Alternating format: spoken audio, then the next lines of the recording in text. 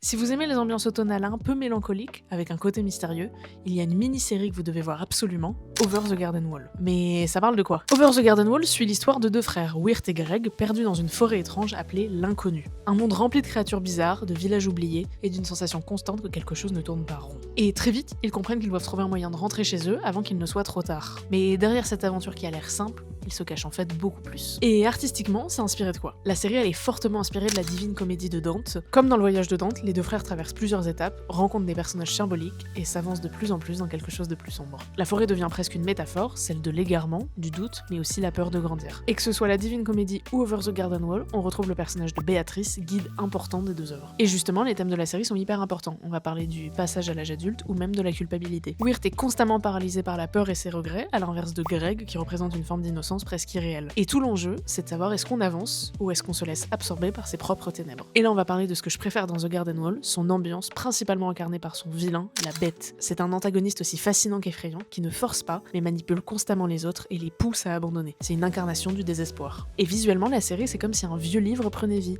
avec cette ambiance un peu folk, ses couleurs chaudes et tous ses décors brumeux. C'est littéralement la série parfaite à regarder en automne, avec un bon plaid et un chocolat chaud, ou en ce moment quand la température fait n'importe quoi. Et elle dure seulement 10 épisodes. C'est ultra court et vous pouvez la regarder en une soirée. Et pour vous, la forêt elle cache quoi au fond? Moi, c'est Kezako et je vous parle d'animation.